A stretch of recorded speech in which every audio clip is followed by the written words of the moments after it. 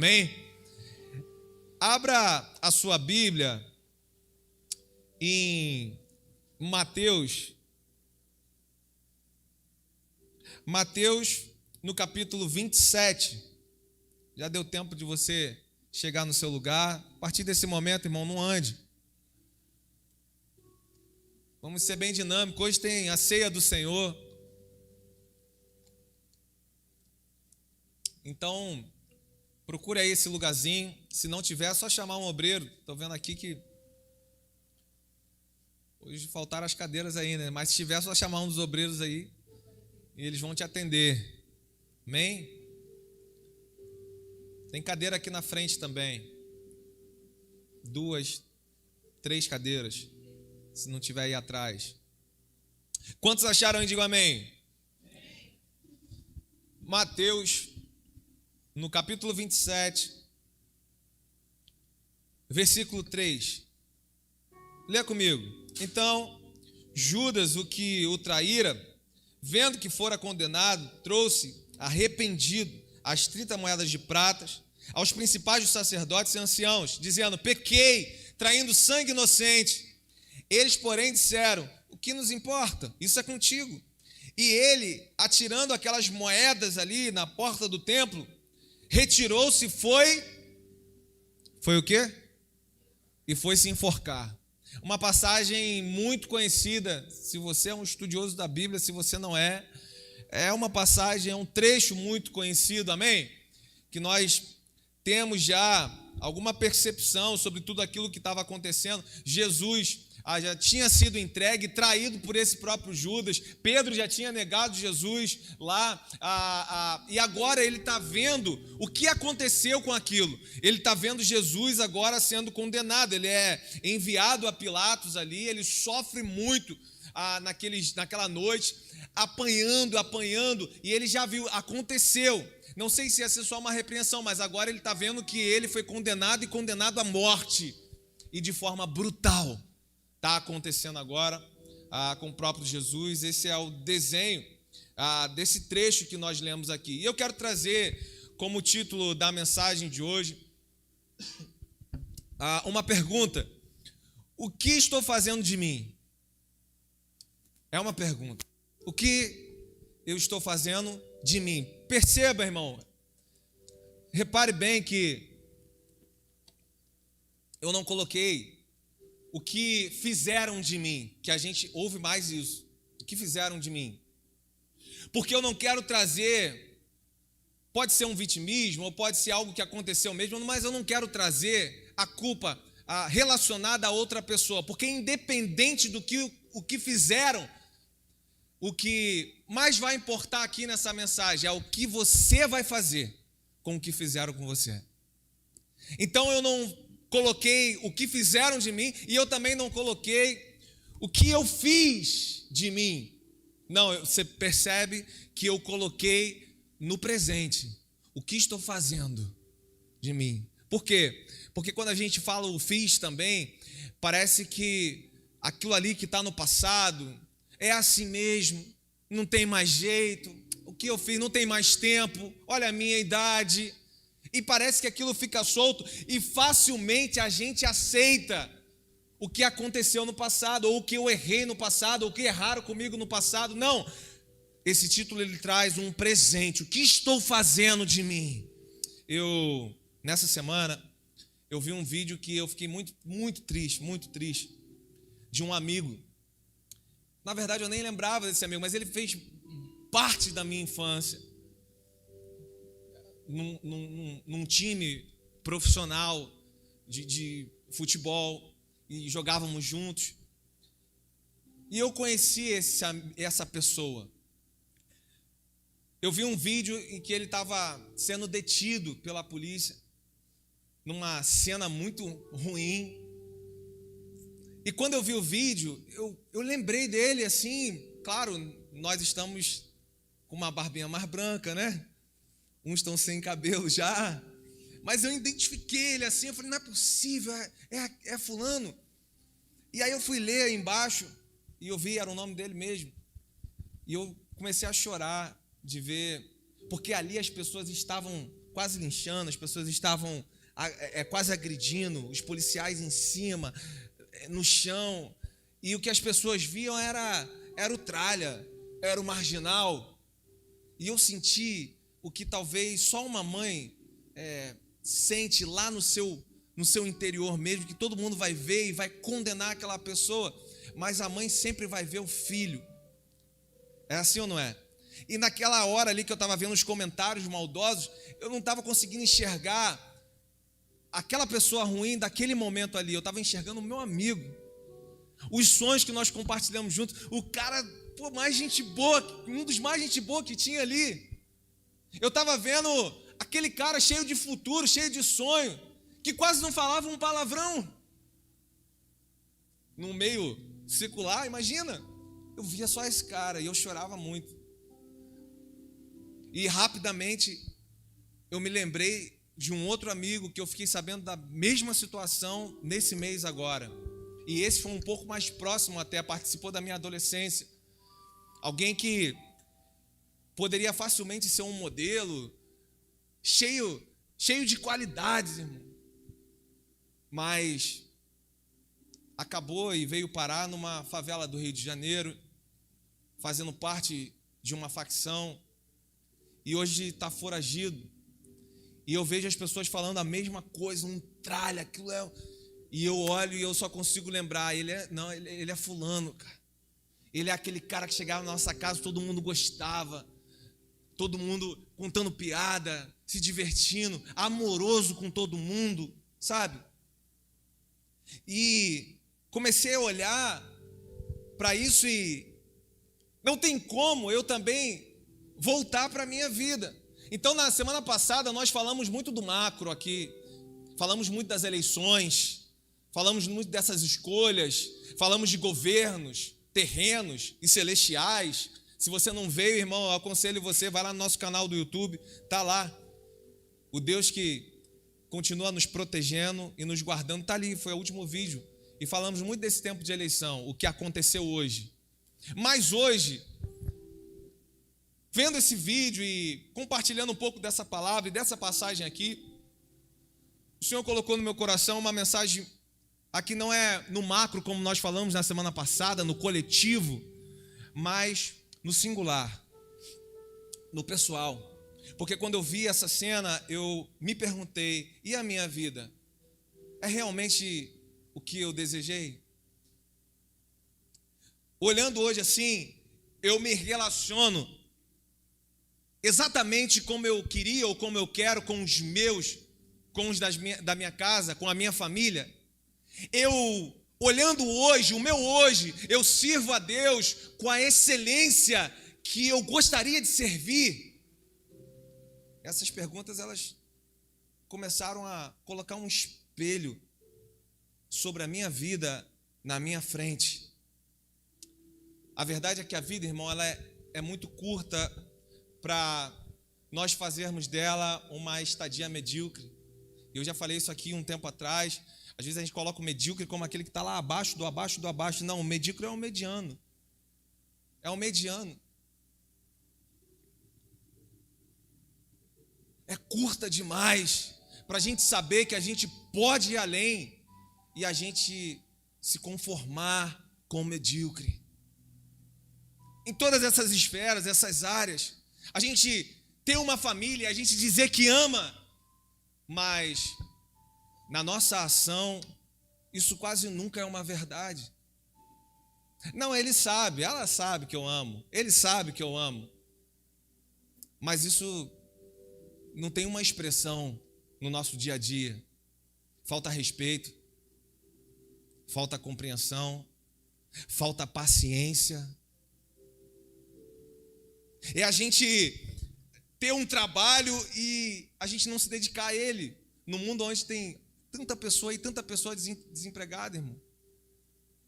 Ah, mas o meu trabalho não é tão bom assim não, pastor. Mas se alegra no que Deus te deu para agora e se prepara, porque Ele vai abrir porta maior, irmão. Mas não deixe de se alegrar no seu hoje, no que tem para hoje.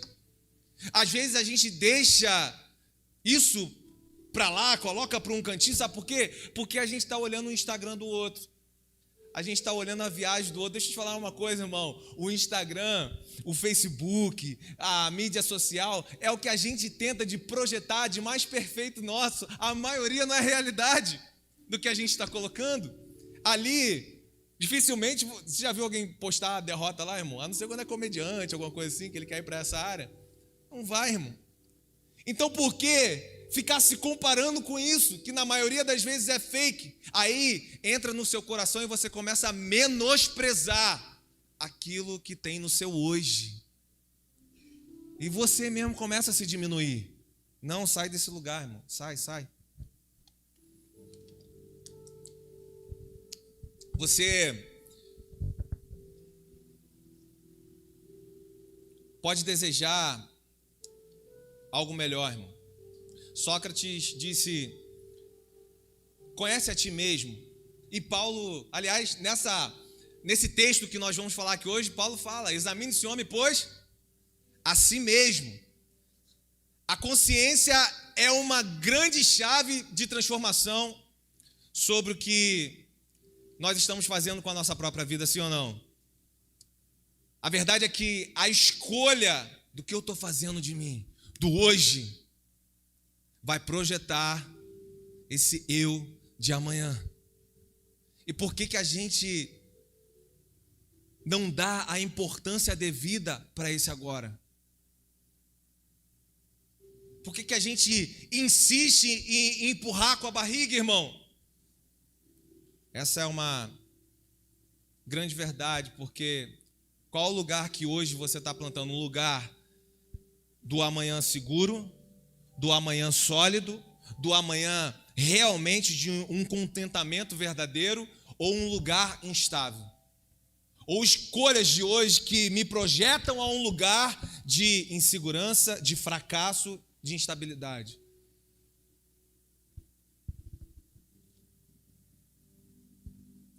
O que estou fazendo de mim?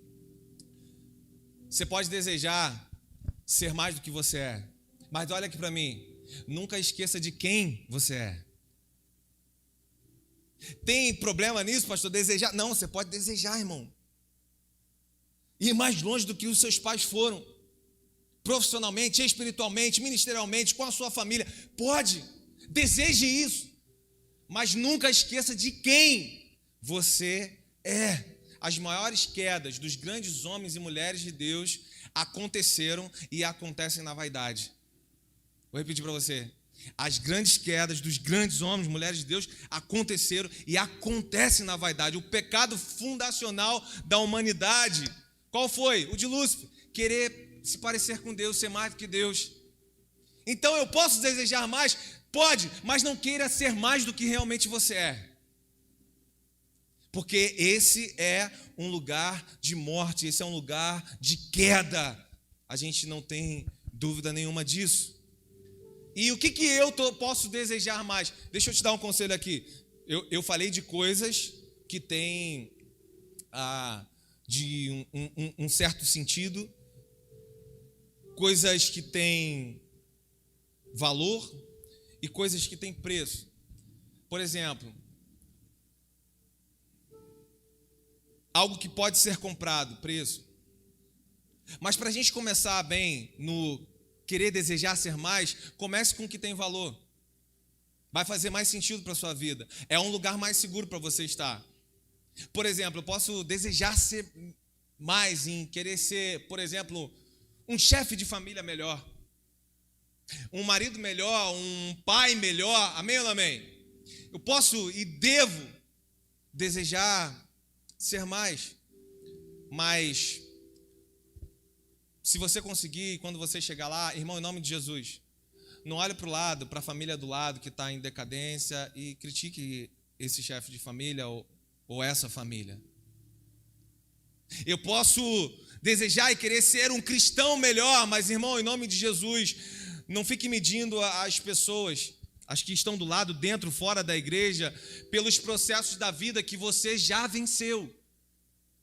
Eu olho e falo, pô, mas essa menina ainda com essa roupa, esse cara ainda usando droga. Não, irmão. Até porque os processos que você venceu nem foram na sua força. Paulo vai dizer em Filipenses capítulo 4, versículo 13, tudo posso naquele que me fortalece. Ou seja, ele está falando exatamente desses processos. Eu posso passar perrengue, eu posso não ter o que comer, eu posso estar num palácio, ser bem servido, tudo eu posso naquele que me fortalece.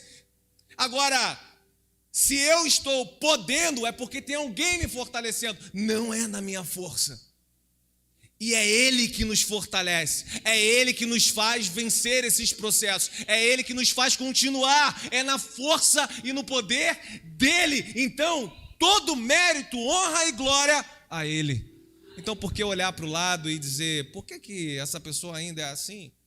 Ou aquele ainda está daquela outra forma? Irmão, nós somos seres em construção, amém ou não amém? Tem alguém preparado aqui? Não. Todos nós estamos parcialmente preparados. Essa é uma verdade. Parcialmente prontos. Por quê, pastor? Porque talvez eu tenha muita disciplina com o que nós estamos falando aqui, com o meu lado profissional, por exemplo. Se eu já conquistei algo nesse lado profissional, ou se eu sou um jovem desse que hoje estou estudando, eu posso ter muita disciplina para esse lado profissional, mas posso ser alguém, esse mesmo alguém, ser alguém totalmente indisciplinado para a sua saúde, por exemplo, o seu corpo. Ou seja, um aviso, sem saúde, sem corpo, sonho cancelado.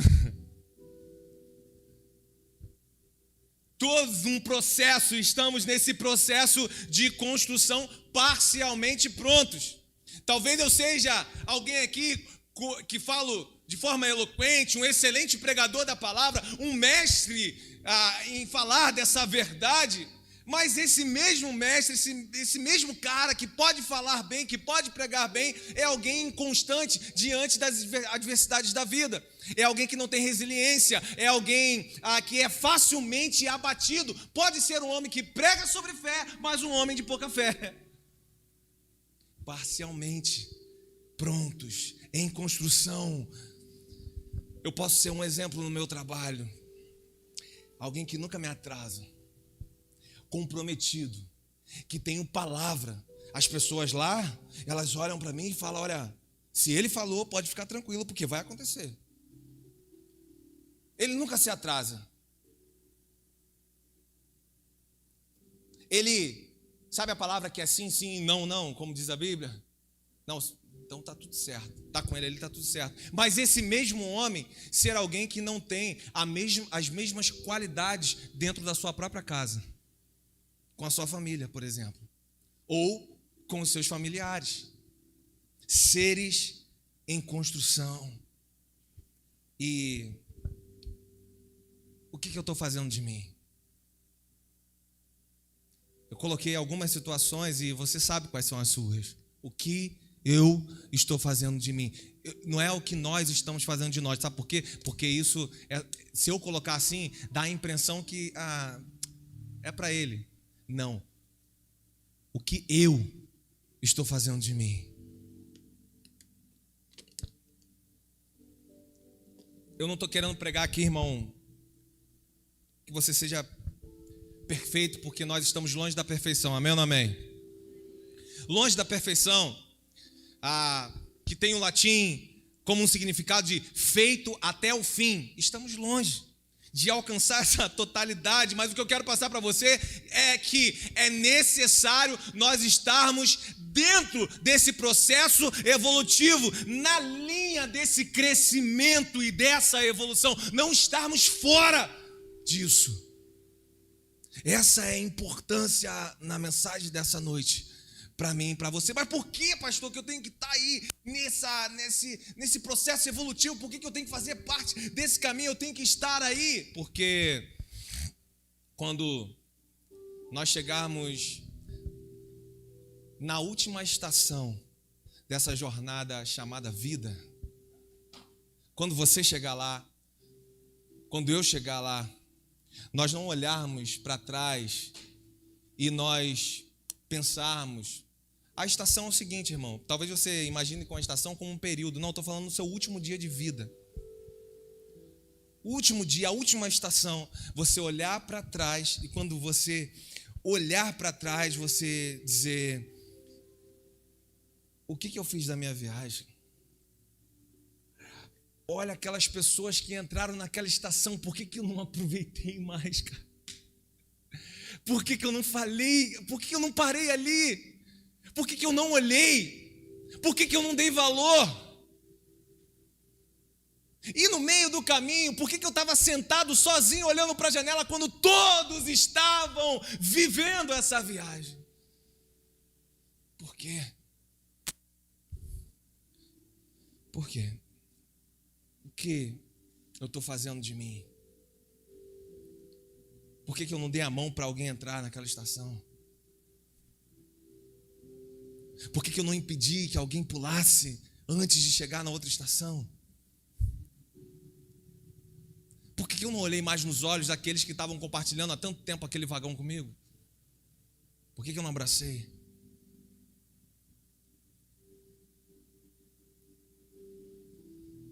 É para não acontecer isso, irmão. A mensagem de hoje é justamente para você não estar lá e olhar para trás. Por isso que ela está no presente. O que estou fazendo de mim? Porque se você está aqui nessa noite, é porque ainda dá tempo. Se você veio, se o Espírito Santo te trouxe aqui, é para que quando chegar nessa última estação, você possa celebrar o que aconteceu durante a viagem.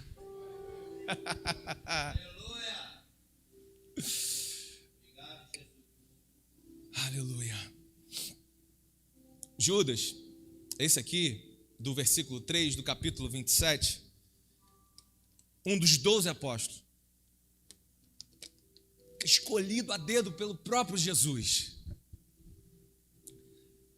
escolhido como o tesoureiro, viveu experiências do nascimento desse cristianismo, do lado do próprio Cristo, viveu experiências tremendas com o próprio Senhor e com a igreja sendo construída ali diante dos olhos dele. Olha isso, irmão. Mas alguém que quando chegou na última estação, acabou como um traidor, infiel, ladrão, na vista da sua última estação.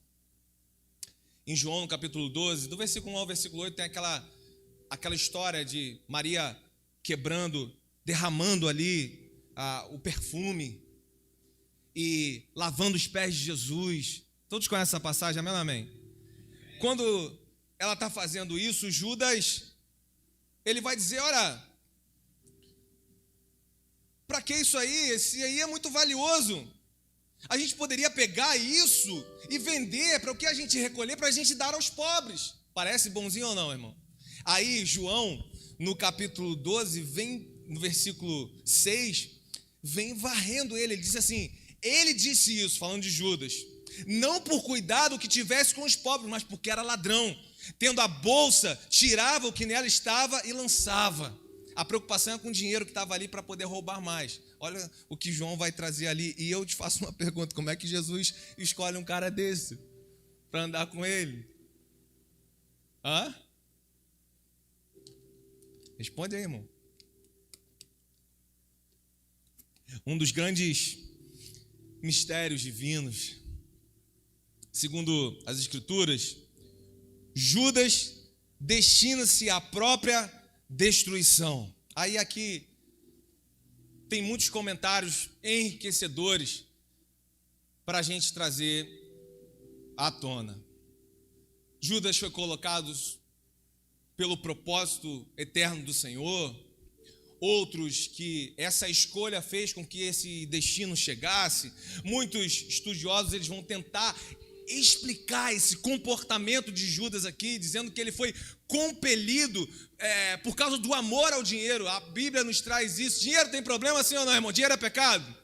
Não, amor ao dinheiro é a raiz de todos daquilo que nós perdemos aquilo que nos venceu, agora nós estamos subjugados a ele. Ou seja, se estamos prostrados diante dos princípios e a vontade de Deus, estamos diante do Senhor, guardados pelo Senhor. Se estamos prostrados diante de um pecado que nunca acaba na nossa vida, sugestões colocadas por Satanás para nós pegarmos, estamos também diante da autoridade dele. É o que a Bíblia nos passa, é o que ela nos diz. Então muitos vão falar nessas especulações, desse amor ao dinheiro, outros vão falar que teve inveja dos outros discípulos, outros que foi a amargura por ver as suas esperanças materiais desvanecerem, outros vão falar que ele tinha medo da opressão. A gente está vivendo essa polarização aí, imagina ali, irmão, a opressão política. O quê? Um Messias, ele falando que ele é um Salvador indo contra o nosso Deus. Imagina a opressão política. Alguns falam que talvez tenha sido a primeira delação premiada da história, entregou lá por medo. Outros vão trazer aqui pensamentos que ele tentou forçar os acontecimentos para poder trazer logo, rápido, esse Jesus messiânico, ao papel do Jesus messiânico. Então, algumas dessas especulações que vão ser colocadas para mim e para você, dificilmente alguém vai poder provar que qualquer hipótese dessa esteja 100% certa, 100% errada, embora seja possível que alguns desses fatores aqui tenham influenciado o comportamento e o pensamento de Judas.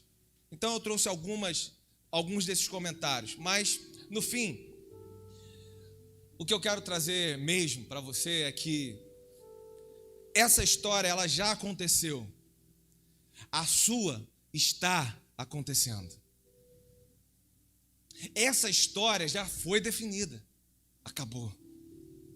E para ele não acabou bem, mas para você ainda dá para acabar bem. Ainda dá.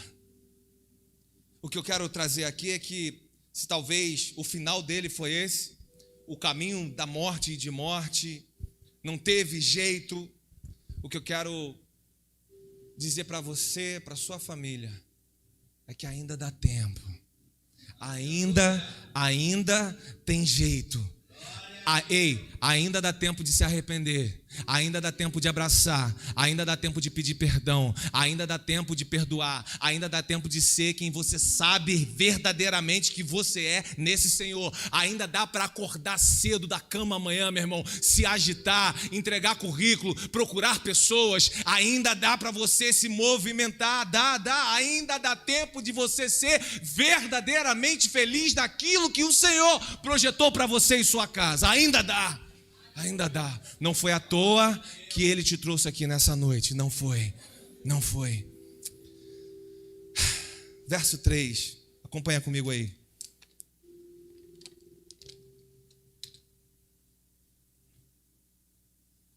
Verso 3 diz assim: então Judas, o que o traíra, o que traiu Jesus, vendo que fora condenado, que Jesus foi condenado, provavelmente é que ele viu Jesus sofrendo aquilo, tá? Trouxe arrependido as 30 moedas de prata aos principais dos sacerdotes, aquele que ele tinha feito lá, combinado com ele lá, olha, toma aqui o pagamento, tal, eu vou lá, e aquele que eu beijar, esse é o Jesus, vocês podem pegar ele. A forma que Judas traiu. Então, ele vai até essa pessoa, ali os sacerdotes, e joga aquelas moedas. E se você acompanhar aí, irmão, comigo, você vai perceber num primeiro ponto, e eu quero trazer o primeiro ponto para mim, para a sua vida, que é cuidado na forma que você se relaciona com pessoas que elas até conhecem Jesus, mas elas não têm como Senhor e Salvador da vida delas. Cuidado. A forma que você se relaciona com essas pessoas nos momentos mais instáveis das nossas vidas, como está acontecendo aqui, nós podemos facilmente, irmão, trocar também a presença, a glória de Deus por qualquer 30 moedas de prata. É a minha e a sua humanidade. Não fuja disso. Você sabe o quanto que você é fraco. Por isso que eu falei, você pode desejar ser mais, mas não esqueça de quem você é. Você é humano, limitado, 100% dependente da presença desse Deus. E facilmente você troca a presença e a glória dele, o projeto e o plano dele, por qualquer 30 moedas de prata. Então tome cuidado, os lugares, as pessoas que se relacionam com você. Não é para você não se relacionar com ninguém. A Bíblia nos orienta, irmão, você tem que ser luz mesmo, onde é treva, é isso mesmo. Agora, você não está preparado para isso, toma cuidado. Toma cuidado com as pessoas que você está se relacionando, que dizem conhecer que esse Jesus é lindo, maravilhoso, mas a prática dela não é de alguém que tem ele como Senhor da sua vida. Amém ou não amém? Amém. Isso aí pode se tornar ainda mais fácil, dependendo do lugar que você está. E hoje a gente pode falar lugar físico e lugar virtual, e das pessoas que estão lá. Pode ser que você pegue essas 30 moedas bem mais fácil, dependendo do lugar que você anda frequentando e das pessoas que você está se relacionando. Porque quem nunca teve vida com Jesus não vai sentir. Olha isso aqui, irmão. Aquelas pessoas que estão lá, nunca tiveram vida com Jesus, elas nunca vão sentir tanto como você a dor de viver separado dele. Quem nunca teve esse relacionamento, quem nunca teve essa experiência, quem nunca chegou num momento de culto, de ser como esse, e o coração bateu mais forte e chorou reconhecendo, ali está o sangue de alguém inocente que me amou antes de mim. Quem nunca teve isso, irmão, não vai sentir tanta dor de viver separado desse Salvador. Não apenas um homem, mas o nosso Salvador. Não vai. Não vai. Por que o senhor está falando isso, pastor? Porque olha o versículo 4 que acontece. Leia comigo. Olha isso. As pessoas foram lá, elas só tinham interesse, irmão, derrubar Jesus, matar Jesus. Ele naquela fragilidade, ele faz isso e tal. E aí eu não quero colocar aqui soberania de Deus, tinha que ter para ter o propósito, amém? Se é só isso, amém? Ou a fragilidade também, a ação permissiva do Senhor, enfim. Mas eu quero trazer um alerta. Tem pessoas que não têm o mesmo relacionamento com Jesus que você teve, ou que você tem. E para elas não faz diferença ter ou não ter. E aí, quando acontece a queda, quando a gente vê que a gente perdeu o relacionamento, a gente fica desesperado, irmão. A gente quer que aquilo de alguma forma seja consertada. E ele vem atrás. Ele fala para eles, ele quer jogar aquelas moedas, ele faz isso. Agora, quando ele vai dizer para esses homens, ei, pequei, traí um sangue inocente, toma isso aqui de volta. Ele está falando para aqueles homens, sabe que aqueles homens e as pessoas que te cercam, principalmente os jovens, faculdade, universidade, sabe o que eles disseram para Judas e o que a gente fica ouvindo até hoje, nos dias de hoje? Eles disseram assim, aí no versículo 4, eles, porém, disseram, o que nos importa? Isso é contigo. Exatamente isso, irmão. Exatamente isso, das pessoas que são usadas pelo inimigo na nossa vida, ou pelo próprio inimigo, quando a gente está ali, caído no pecado, que a gente vai dizer, mas o que eu fiz? Olha isso que aconteceu, e você vai querer falar isso para alguém, o que importa? Isso é com você. Era eu, por um acaso, que tinha aliança com esse Jesus? Não. Então foi com você, a aliança que foi quebrada é sua, meu irmão, se vira aí, garotão. Se vira aí, garotona. Isso aí agora é com você. Eu nunca tive aliança, eu nunca tive compromisso. Ou seja, para mim não faz falta nenhuma esse tal de Jesus. Agora eu quero perguntar, e para você? E para nós? Meu Deus, glória. Segundo ponto do que estou fazendo de mim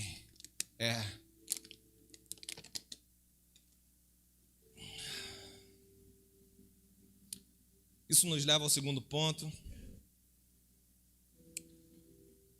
Se Judas jogou aquelas moedas fora, irmão, por que Judas morre assim?